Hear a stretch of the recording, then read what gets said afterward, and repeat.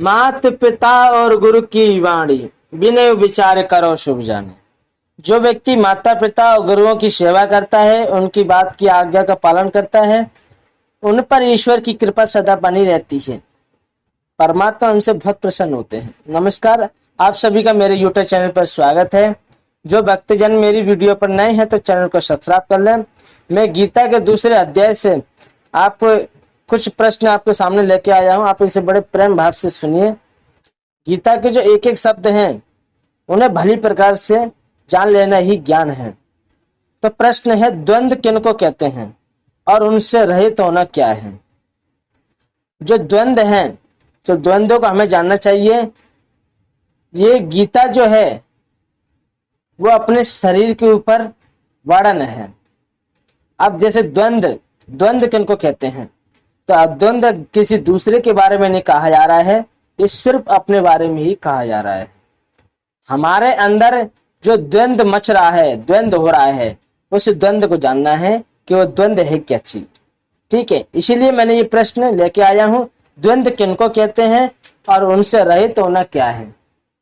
ठीक है, सुनिए उत्तर क्या है। सुख और दुख, लाभ हानि, कीर्ति अकीर्ति, मान अपमान, अनुकूल और प्रतिकूल, परस्पर विरोधी, ये एक दूसरे के परस्पर विरोधी है।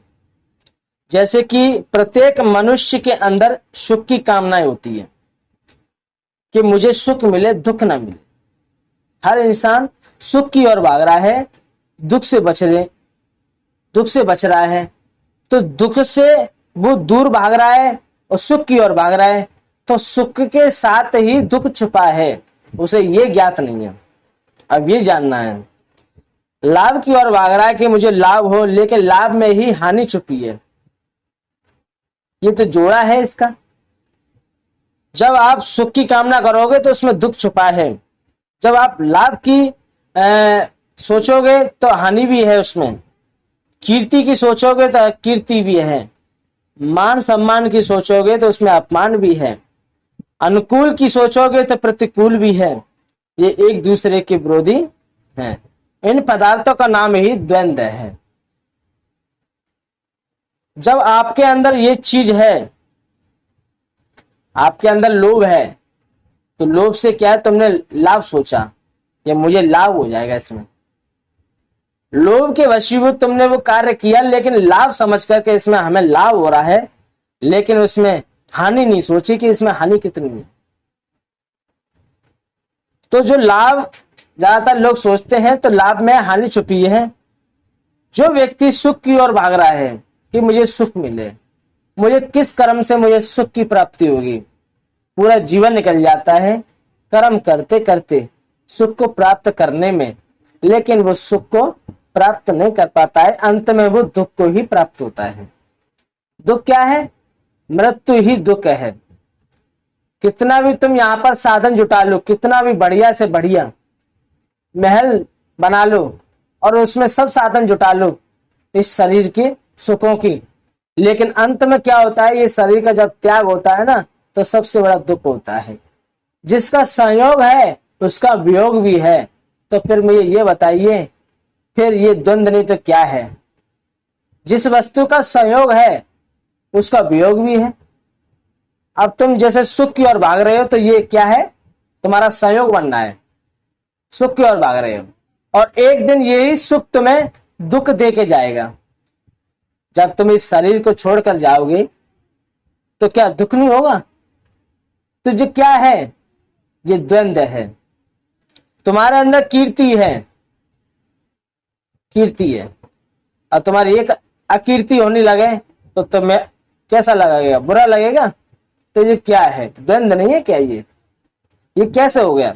तुम्हारे अंदर मान सम्मान की सबसे ज्यादा ये चीजें भरी पड़ी हैं, क्या हमें इससे मान मिलता है, सम्मान मिलता है, और किसी भी प्रकार से तुम्हारा अपमान हो जाए तो क्या तुम्हारे अंदर मन में विचार भावनाएं ऐसी नहीं उठेंगी? द्वंद्व नहीं होगा क्या कि मेरा यह अपमान कैसे हो गया है?